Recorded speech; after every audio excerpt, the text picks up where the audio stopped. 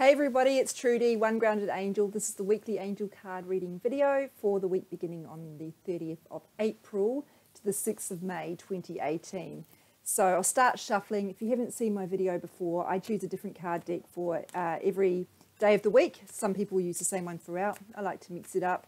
And the card I shuffle is not predicting what you are going to go through on that day or what's going to happen to you. It's just going to give you information that will help you make good choices and to help you deal with any challenges that come up for you. So nothing's set in stone. I can't predict your future because your future is changing all the time based on what you decide. You make your own future, and that's why I love these cards. They're so empowering. So Monday we have trustworthy guidance. I don't know how well you can see this, but the angel is leaning over the shoulder of this guy as he's painting or drawing or something artistic. And so what that's doing is reminding you that all your good ideas come from the universe. So obviously in a creative sense, you'd kind of get this quite well, I think, because when you get an idea and you just don't know where it's come from, it just pops into your head. That's divine guidance. Sorry to disappoint those of you who thought you were natural geniuses. It's kind of something that comes through as a co-creation with you and the universe. So of course it is your own talent. Equally, these messages are coming from upstairs. I'm putting my spin on them. And that's using my own abilities as well as a communicator. Well, perhaps we don't necessarily think that I'm a good communicator. I'm certainly a good writer, but this speaking thing doesn't come naturally to me. But the language I use is certainly innate to me. And, you know, I guess the examples I use come from me as well. So in a sense, this card is asking you to ask for help if you need it with whatever you're doing. It doesn't have to be creative. It might be a work challenge you're struggling with. Maybe a problem or a decision you've got to make. Ask for guidance, and this is showing you how the angels can guide you. They will give you ideas. They will bring people into your life who have information that can help you, or they know someone who knows something, or, you know, guidance can come to you from a lot of different directions. And sometimes they do work through people. Sometimes it's in your dreams you get a message. Just be open to that, and remember that you have that divine resource available to you.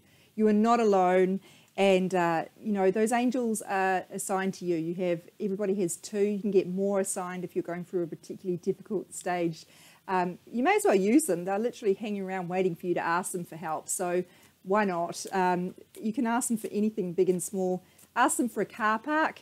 I do find it's better to try and ask them before you leave the house for that, so they've got time to clear the space. There are all sorts of ways. You might think that's too small to bother with, but can help you in a lot of ways.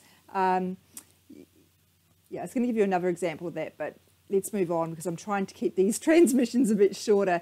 So very, very simple message for Tuesday, the first day of May, smile. So it might sound a bit flippant, but the message is about how you can bring through some happiness into your life that you create yourself. So I think sometimes we get so locked into our own zones, especially when we're looking at our phones all the time, that we can forget to kind of bring through some lighter energy into our lives. So being happier, making yourself laugh more, recognizing the silliness in a situation.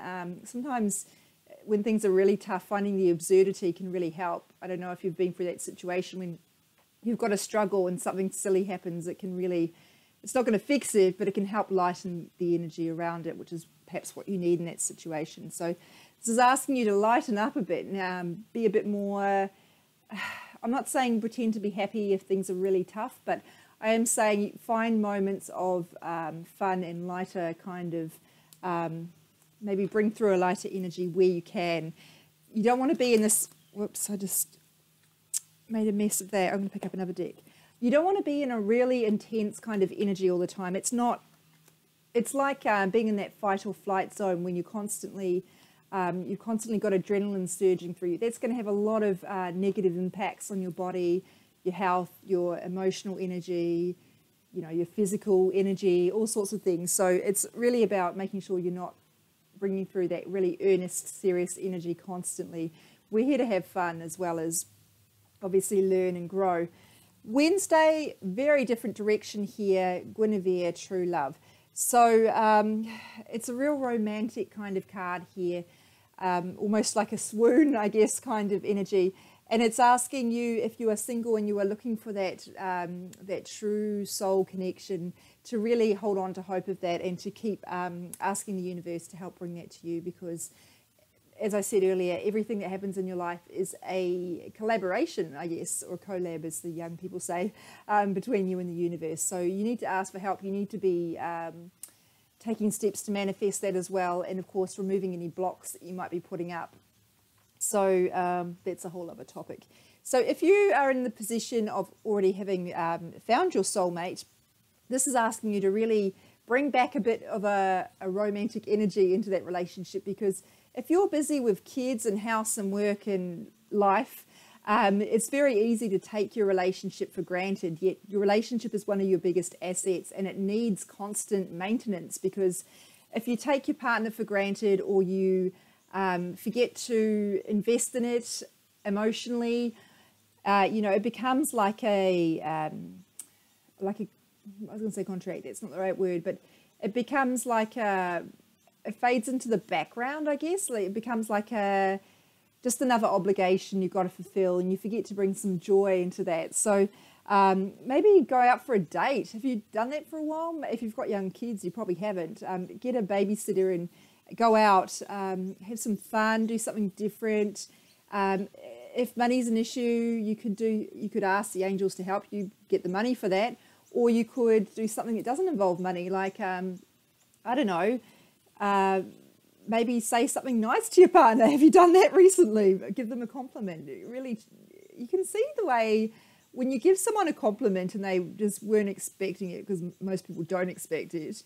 You can see the energy around them kind of change, especially if it's someone that you don't interact with a lot. I mean, obviously your partner doesn't fit into that category, but just you can have such a huge impact on people's lives by giving them a compliment. I saw someone at the park recently. Someone I was sitting near, someone random walked up to her and said, "I really love your style," and then kind of walked away. I've gone off on a tangent. Who saw that coming? So going back to your partner, giving a compliment, saying something sweet and romantic to them, being more affectionate, all those sorts of things. Anyway, I don't have to spell it out for you. You know what romance looks like. Think about when you first got together, maybe some of the romantic things you used to do together, and I don't know, channel those, bring them back. Thursday, Indigo Children. I really struggle with this card because it's so specific. So let me tell you the meaning and then I'll take it wider. So for some of you, this card relates to a child in your life who is not mainstream, if I could put it like that. I hate using the word different because that implies there's some sort of normal, and I really believe there's no such thing as normal. So what it's referring to, and you can Google this, although I do urge people to be cautious with that because a lot of weird stuff comes up when you Google Indigo Children, but it's a term that refers to children with spiritual abilities, basically. And in young children, that will manifest as, or show up as behavioural issues most commonly, seeing things that are not really there to your eyes. It might be they're extra sensitive, they feel things, they're not instantly dropping into a zone of what the other kids are doing, they're really doing their own thing. Look, there's a lot of different things I could go through, but you'll know yourself if that refers to a child around you, and it's asking you to be really sensitive to what they need. Don't try to force them to be something they're not. They're special for a reason, and you need to nurture that. Don't be telling them that the imaginary friend they're talking about doesn't exist. Don't be trying to dispute their version of events, depending on the situation, of course. Use your judgment on that one, but it's making sure you're aware that there's nothing wrong with not being, not fitting in, I guess. So taking that wider, by the way, that doesn't necessarily mean your own child. It can be a child you know, like a niece, or a child that you look after in some capacity, perhaps if you're a teacher, or you're, I don't know, you've got a neighbour, a kid next door you spend time with, whatever it is. And it can refer to a child that you have who is growing up as well, because this stuff doesn't necessarily become easier when you're an adult, although perhaps I would say, for me personally, not that I consider myself an indigo child, but certainly I've become more comfortable with not fitting in as I've grown older, but that's not the case for everyone. Now, taking that wider, it's asking you to nurture your special gifts and not to try to fit in, I guess, to sound a little bit repetitive. Don't try to be like everybody else or berate yourself for not being like everybody else and behaving the way that other people do. If other people do things a certain way and you don't see yourself as defective or deficient in some way. So really celebrate who you are and be okay with that. So that's Friday. I did put this card deck down for Friday and I'm actually not sure if it's right. So, oh, okay. All right. I don't know why, I just wasn't so sure about that card deck, and that's because I used it recently and the card that came up, I struggled to relate to the client. Anyway, that's something I've brought through. It doesn't relate to you guys. Friday, optimism, never not relevant. This one, we always need to lift our mindset into an optimistic state. Now, that doesn't mean pretending that things are great when they're really not. It's okay if things are a bit crappy. But it does mean about your future kind of outlook. So remembering that the way things are right now is not how it's always going to be. Sometimes we get stuck in a moment and we think that that's it forever. It's asking you to have a positive outlook for your future. So to be optimistic about how things can improve and will improve. And that's on you, because again, co-creation, you've got to play your part by believing in that, because when we are negative or cynical, we're cultivating a climate where we attract more kind of negative circumstances. Now, just to be very clear, I'm not saying that all the bad stuff that happens in your life is because you created it by being negative, but I am saying that you can exacerbate or keep yourself stuck in things, because when you're in that negative mindset, you're going to be less likely to recognize the lesson within a situation, which means you're not going to get what you need out of that, and then you're just going to keep repeating the cycle and getting more kind of adverse experiences. So that's optimism. Not really much more to say about that. I guess it's one of those messages that is repeated certainly across every card deck, but also across a lot of different cards that don't have that message at the heart, because our mindset is just so crucial for what we attract in our lives and certainly in our futures. So Saturday, Eternal Love. I love it. Very similar to this card here. Well, similar but different. So I'm getting a couple of different things here. I instantly went to romance, and that's certainly relevant to a lot of you. I think, gosh, there's so much coming through right now. Some of the things, someone is watching this who has lost a partner, and they need to be reassured that that love is ongoing, and this is a difficult one, that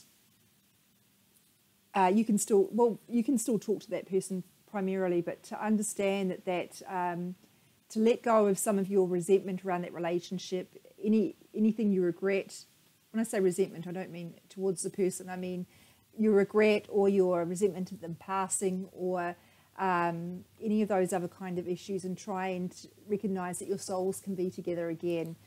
That's a heavy message. The other thing is about believing in love again. If you're single and you're really pessimistic about your chances of attracting a new partner, there's also a message here about recognizing all the love in your life in so many different forms. This was something that was taught to me when I was single. Really important to recognize that just because you don't have a partner doesn't mean there's a lack of love in your life.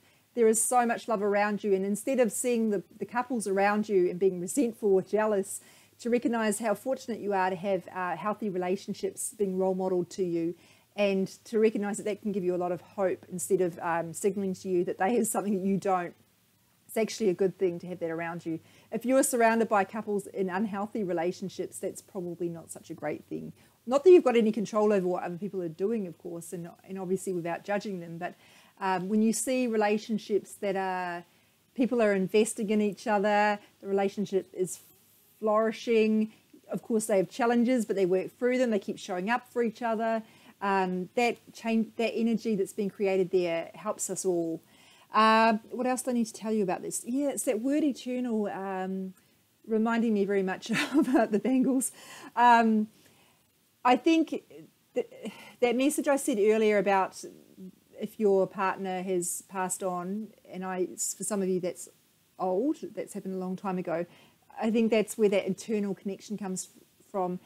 But I would say to you, if that doesn't relate to you, if you're in a relationship and you have a sense that you are meant to be together, it's a soulmate relationship, you have a sense that the universe brought you together, remember that you can have that soul connection, but of course you still have to keep nourishing the relationship, as I said. But to understand that when two souls are brought together, it's not always going to be easy. So just because you have challenges doesn't mean, I'm not explaining this very well, but basically when two souls are attracted, it's because they are there to teach each other. So sometimes that's going to be challenging. You're going to bring out the worst in each other occasionally, and that's because what they are mirroring to you is something that you need to learn.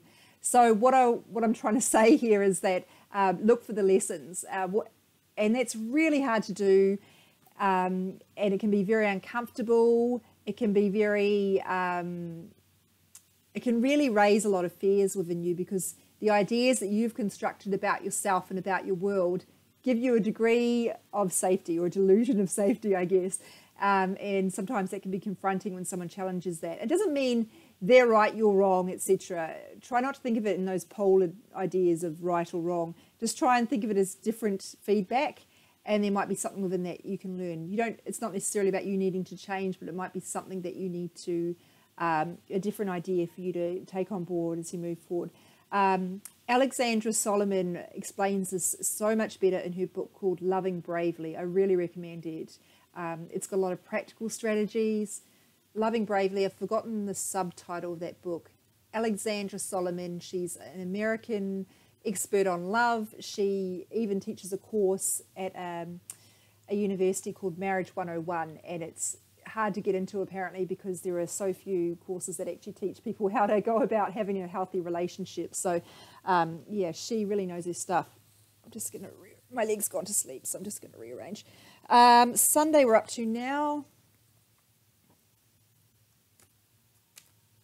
In fact, I do need to reread that book. It's I'm one of those people that turns around the corner, dog ears the corner, which is naughty. If it's someone else's book, I wouldn't do that. But I do it in my own books because I think I need to revisit those pages I turned down, because there might be things I need to reflect on.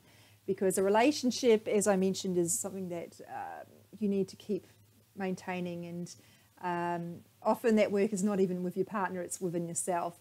So I think there might be some things that, for my own growth, that I need to revisit and learn and take on board and consider. So I try not to wait until there is a challenge to do that. Sometimes it's best, just in terms of my own development, to be doing that on an ongoing basis. Clean it up. The decluttering card. Hello, Marie Kondo. So decluttering is hugely therapeutic. I always feel so great when I've done that. And in fact, I need to do it right now, since we're coming into winter down here in Australia, and need to clear out some of the summer clothes and bring in some of the winter ones from storage. So, and in fact, some of them need some maintenance, some sewing and things. So it can be about reorganizing, mending, those basic kind of Virgo sort of strategies of processes and routines in terms of your daily life, your life admin, clearing up, big focus on clearing up what's no longer working, physical junk, physical stuff. It might be emotional junk too. You know what that means to you. Okay, so let's look at the week. So we have a strong theme around relationship health, if I could put it that way, and well-being. We've got themes around co-creation and making sure our mindset is in the right space for creating what we want. I think those are the big themes here, but I feel like there's a lot of energy around this Monday card as well, around making sure that you are asking for help and that you are listening to the guidance and remembering that you're not on your own. You have that divine resource right there to help you. That's it for the week. Thank you so much for watching. I've tested the mic. It seems to be going well. Thank you for your patience through those challenging sound quality issues. I think we're on top of it now. I'm going to get a better mic in the future. This is obviously not ideal in the long term, but it seems to be doing the trick for now. So Thanks, everybody. Have a terrific week. Don't forget you can reach me via my website, which is www.onegroundedangel.com. Go via the booking form. And, of course, on social media. My Instagram is @OneGroundedAngel and my Facebook page is OneGroundedAngel. Thank you so much. Have a terrific week.